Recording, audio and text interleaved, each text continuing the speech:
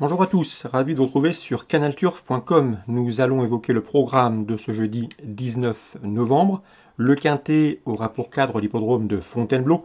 Nous évoquerons donc cette réunion à Fontainebleau avant d'évoquer la réunion 2 sur l'hippodrome de Paris-Vincennes, où j'ai pu m'entretenir avec certains professionnels y participants. Concernant le Quintet, prix vert de Cateux, dans cette épreuve, j'aime beaucoup le 15 Kilo Echo et le 12 Bailey's Blues qui ont pris respectivement les deuxième et troisième places d'un Quintet, le prix de la Vierge de Lorette, Quintet disputé fin octobre à Chantilly en terrain lourd, une confirmation est ici attendue, d'autant que la distance ne leur posera aucun problème. Le 8 Millfield est une valeur sûre et un cheval confirmé à ce niveau, 2 victoires, 17 places pour lui en une trentaine de Quintets courus. Il est en forme et il devrait une nouvelle fois jouer les premières places. Le 4, c'est Pradaro. Il a gagné cette course en dernier, une course disputée au mois de mars 2019. Il a terminé 5e également du Quintet référence, cité plus haut derrière Kilo Echo et Bailey's Blues. Une nouvelle fois, il devrait être dans le coup. Le 5, Flying Candy, vient de s'adjuger un Quintet plus. La situation pondérale n'est plus la même. La pouliche a été remontée de 7 livres, mais à mon avis, elle conserve son mot à dire. Le 9, Larnaud, un cheval qui est confirmé dans les quintets, il va prendre part à son 28e événement. Il compte déjà 3 victoires et 4 places. Sachez qu'il n'a pas couru sur 1200 mètres depuis près de 3 ans. Il a surtout couru sur plus long au cours des dernières années. Le 13, Viscount Berfield vient de prouver sa forme en se classant deuxième sur ce parcours. Certes, il s'agissait d'une course à réclamer, mais la forme est présente.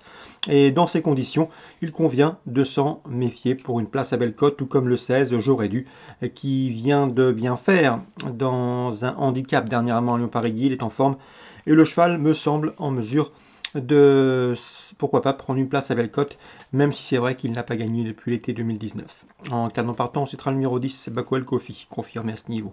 Résumé chiffré pour ce quintet du jeudi 19 novembre, 15, 12, 8, 4, 5, 9, 13 et 16. La suite du programme, j'aime beaucoup dans la première le 110, Quo Finding, qui a bien débuté, une performance intéressante, un podium qui lui confère ici l'occasion de s'imposer. On lui associera le 2, The Lawyer, qui a terminé dans son sillage à Saint-Cloud, à l'occasion de leur début commun en terrain lourd. La suivante, j'aime beaucoup le 203 dans cette épreuve, qui a débuté à Doncaster par une deuxième place, outre-Manche. C'est Con Winter qui me semble aussi en mesure d'amener le pion au tricolore, le 203. Concernant le prix Cérès, c'est une épreuve de Listed West, j'aime beaucoup également une britannique, c'est le 505, Sunbeer, présenté par l'incontournable John Gosden. Cette Sunbeer a été façonnée à la rude école des handicaps britanniques, elle vient d'ailleurs de se classer deuxième d'un handicap en terrain lourd outre-Manche sur les pronos de Newmarket, et à mon avis dans ce lot, on effectue un déplacement très ambitieux, elle peut parfaitement damer le pion au tricolore. Les protégés de Michael Deslangle devraient être ses principales rivales, notamment le 1 qui vient de s'adjuger un quintet, ou encore en bas de tableau une autre protégée de Michael Deslangle dont le nom m'échappe. 505 Sunbeer devant les deux protégés de Michael Deslangle. La sixième, je pense que le 602 2000 Donave va une nouvelle fois s'imposer. Je vous l'avais recommandé dernièrement. Elle a bien gagné son handicap. Les conditions de poids ne sont plus les mêmes. Elle était remontée sur l'échelle du handicapeur. Mais le style de son succès en dit long sur ses moyens actuels. Le terrain lourd ne la gêne pas. Elle vient de s'imposer dans un terrain pénible à Saint-Cloud, dans un handicap. Donc le 602, Nobile Donna. Résumé chiffré pour Fontainebleau. La première, 10 et 2. Le 203, le 505, le 602. Vincennes, Réunion 2. La troisième, j'ai eu l'occasion de retenir avec Richard Joly. D'ailleurs, son interview était disponible, notamment mercredi. On a parlé également d'Evresto. Evresto qui vient de faire une course de remise en route. Il approche désormais de son bon niveau, de son poids de forme. La dernière fois sur la petite piste, il n'était pas encore à 100%. C'était la petite piste, il est mieux sur la grande. Il sera ici sur un parcours à sa convenance. 2007, grande piste, c'est parfait pour lui.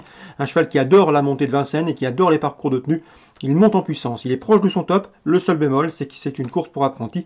C'est un cheval un petit peu compliqué, mais si son jeune partenaire parvient à en tirer la quintessence, ce 309 Evresto a parfaitement les moyens de jouer la gagne et de s'imposer.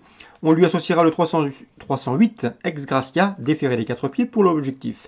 309, 308. Dans la quatrième, nous avons de bons poulains au départ. Le 403 Italiano Vero, très estimé par Philippe Allaire. Le cheval a manqué ses premiers pas, mais il reste sur 2 probants succès. Et s'il est bien décidé et bien dans sa tête, il devrait s'imposer, tout au moins terminer au pire deuxième. Son principal opposant reste le 401 Indy Josselin. Là aussi, c'est un poulain prometteur de course et pour autant de plaisants succès. Un beau match en perspective. 403, 401. 401, à mon avis, plus sûr pour le pour le trio. Le 403 peut-être plus de qualité, en tout cas on sera fixé jeudi à Vincennes. Concernant la 6e, j'aime beaucoup le 8 Gringo du Pavillon. Il a été réservé pour ce meeting, il sera déféré les 4 pieds pour la première fois.